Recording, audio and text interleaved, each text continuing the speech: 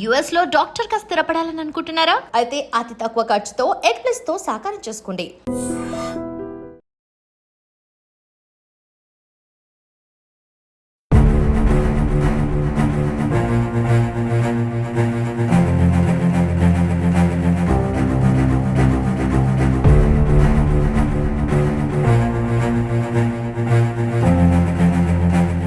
ప్రస్తుతం అయితే మనం కేజీహెచ్ దగ్గర ఉన్నాం. ఒక్కగానొక్క కొడుకును పోగొట్టుకున్నటువంటి ఆ తండ్రి రోదన, కన్నీటి వేదన చూస్తుంటే గనక ప్రతి ఒక్కరికి గుండెలు తరుక్కుపోతున్నాయి.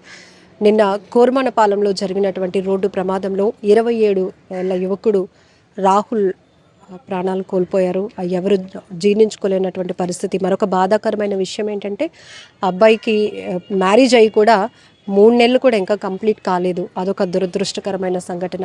కుటుంబ సభ్యులు, అటు అమ్మాయి తాలూకా కుటుంబ సభ్యులు కావచ్చు, రాహుల్ కుటుంబ సభ్యులు కూడా తీవ్ర కన్నీటి రోదనతో ఆ బాధను అసలు దిగమింగుకోలేక ఏడుస్తున్నటువంటి తీరు కూడా చాలా బాధాకరం అని చెప్పుకోవాలి. అసలు నిన్న ప్రమాదం ఎలా జరిగింది ఆ విషయాలు చూద్దాం. ప్రమాదం సినర్జీస్ ఆఫీస్ నుంచి వస్తుంది.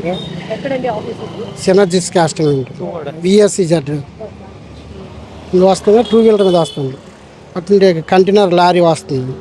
లారీ అది లెఫ్ట్ సైడ్ నుండి వెళ్తుండగా అది లారీ ఓవర్ స్పీడ్ వచ్చి వెనక పడిపోయాడు. లారీ 6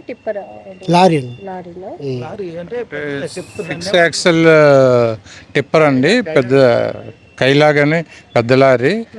ఆ లారీ అంటే బండి మీద వెళ్తున్నాడు. లారీ అతను హార్న్ బీప్ చేస్తుంటే ఇతను సైడ్ ఇచ్చాడు. లారీ కాస్త స్పీడ్గా వెళ్తుంది. అక్కడ రోడ్డు డ్రైనేజ్ వర్క్స్ అవుతున్నాయి. ఆ డ్రైనేజ్ వర్క్స్ వల్ల అక్కడ రోడ్డు అన్ఈవెన్గా ఉంది. అన్ఈవెన్ ఈ లారీ పక్క నుంచి వెళ్తుంటే వెంటనే బండి స్లిప్ అయిపోయింది. బండి ఒక పక్క పడిపోయింది. ఇతను బ్యాక్ వీల్ కిందకి పడిపోయారు. అంటే అన్ఎక్స్పెక్టెడ్గా లారీ అంత స్పీడ్గా ఆ రోడ్లో నుంచి రైట్ టైంలో కాకపోయినా రావడం వల్ల ఈ ప్రమాదం హార్డ్లీ 7:45 PM 8 PM మధ్యలో జరిగిందండి. ఇది చాలా దురదృష్టమైన సంఘటన.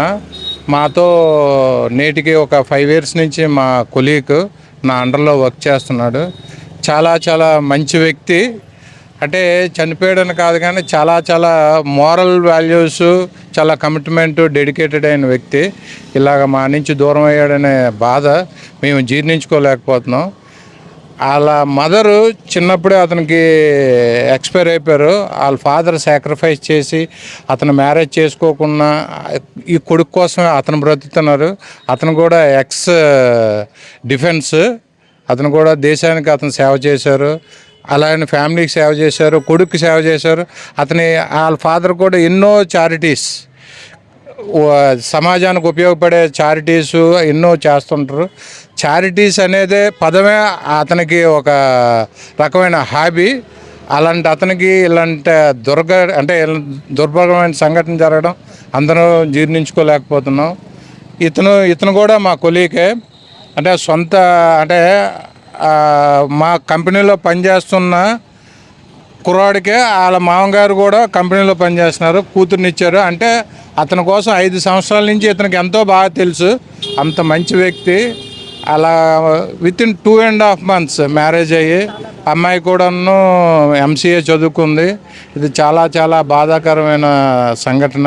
సార్, వినటానికి మనకే అది జీర్ణించుకోలేని పరిస్థితి. ఎందుకంటే 27 ఏళ్ళ యుక్త వయసులో ఒక యువకుడిని పోగొట్టుకోవడం, అందులోనూ ఆ ఫ్యామిలీ గురించి మీరు చెప్తున్నప్పుడు సర్వీస్ ఓరియంట్గా వాళ్ళు వర్క్ చేసినటువంటి ఫ్యామిలీ, మంచి వ్యక్తిని కోల్పోయామంటున్నారు. కుటుంబ పరిస్థితి ఇప్పుడు ఆమె కూడా చాలా ఆగమ గోచరంగా ఉందండి కుటుంబ పరిస్థితి. ఇప్పుడు వర్ణాతీతం, ఎవరు చెప్పే పరిస్థితుల్లో కూడా లేరు. పాప చూస్తే అటు పెయింట్ అయిపోయింది, ఆ ఫాదర్ చూస్తే అటు పెయింట్ అయిపోతున్నారు. ఏదో మా కొలీగ్స్గా మేము ఏదో కొంత వాళ్ళకి మారల్ సపోర్ట్ ఇవ్వగలుగుతున్నాం కానీ వాళ్ళని షేర్ చేసుకోలేని బాధ అండి. ఇలాంటి పరిస్థితి పగస్తుడికి కూడా రాకూడదు అని చెప్పి ఆ భగవంతుని మేము వేడుకుంటున్నామండి. ఇది చాలా చాలా దుర్భరమైన పరిస్థితి. ఎవరు కూడా ఫేస్ చేయకూడదు ఇలాంటి సంఘటన అనేది. సిచ్యువేషన్ ఎవరికి రాకూడదు అనేది మా యొక్క విన్నపం. ఇదండి, మేము భగవంతుని వేడుకుంటున్నాం. సార్ ఈ మధ్య రోడ్డు ప్రమాదాల తీరు కూడా చూస్తుంటే కుటుంబాలు విచ్ఛిన్నం అయిపోతున్నాయి. ఈ అవయవాలు కోల్పోయిన సందర్భాల్లో కొంతమంది అయితే అక్కడికక్కడే ప్రాణాలు పోగొట్టుకుంటున్న వాళ్ళు, ఈ హెవీ వెహికల్స్ అనేవి చాలా ఓవర్ స్పీడ్గా రావటం, రూల్స్ని అతిక్రమించడం, ఇవన్నీ చూస్తూ ఉన్నాం. అది మేజర్ ఇదండి. అది ఆ రోడ్లోన ఆ టైంకి వెహికల్స్ని యాక్చువల్గా అలౌడ్ ఉండకపోవచ్చు, కానీ ఆ టైంలోన అతను ఎవరిని స్కిప్ చేసుకొని ఆ రోడ్లోనే వచ్చేసారు. అతను వచ్చేసరికి ఒక 2 ఫ్యామిలీస్ రోడ్డుని పడిపోయాయండి. ఇలాంటి ప్రమాదాలు జరగడం వల్ల ఎన్నో ఫ్యామిలీస్ రోడ్డుని పడుతున్నాయి. దయచేసి కన్సర్న్డ్ ఆఫీసర్స్ ఎవరైనా సరే చాలా ప్రోయాక్టివ్గా వర్క్ చేసి దీని మీద సదుద్దేశంతో ఎవరిని కంప్లైంటింగ్ అని మేము కాదండి, ఇలా మాలాగే ఏ ఒక్కరు కూడా రోడ్డుని పడిపోకూడదు, ఏ ఒక్క ఫ్యామిలీ కూడా రోడ్డుని పడిపోకూడదని మేము వాళ్ళని విన్నవించుకుంటున్నామండి. కాస్త ఆర్టీఓ అవ్వచ్చు, పోలీస్ ఆఫీసర్స్ అవ్వచ్చు, ఎవరైనా సరే దయచేసి మీకు ఉన్న పరిధుల్లో మీరు దాన్ని కంట్రోల్ చేయవలసిందిగా కోరుతున్నాం.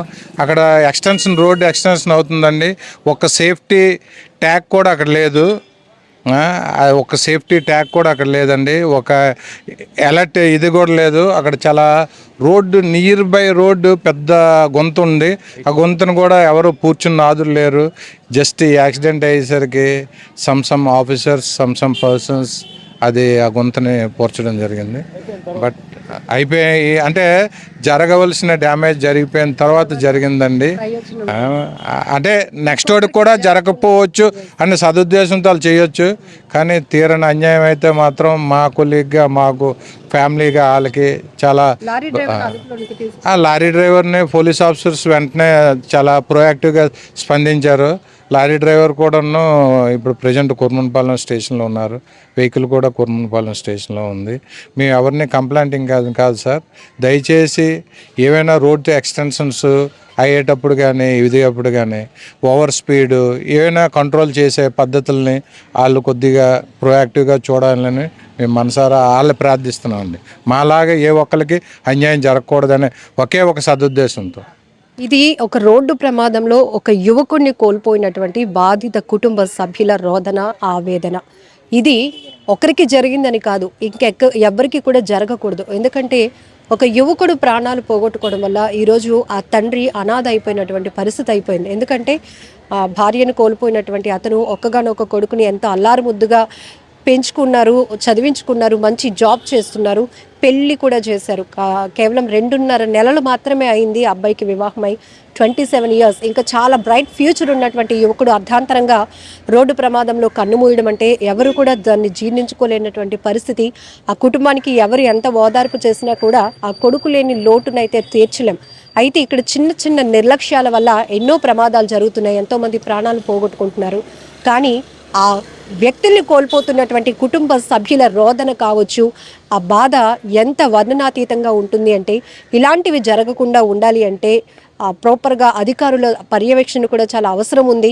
కొన్ని రోడ్ల దగ్గర వర్క్స్ జరుగుతున్నప్పుడు డైవర్షన్వి కానీ, లేకపోతే హెచ్చరిక బోర్డులు ఏర్పాటు చేయడం కానీ, గుంతలు పడితే వాటిని పూడ్చే విషయంలో చిన్న నిర్లక్ష్యాలు కనపడుతూ అది పెద్ద ప్రమాదాలకు దారి తీస్తోంది. ఇప్పటికైనా అధికారులు చొరవ తీసుకొని ఇలాంటివి రిపీట్ కాకుండా ఉండేలా చర్యలు తీసుకోవాలని బాధిత కుటుంబం అయితే రిక్వెస్ట్ చేస్తోంది.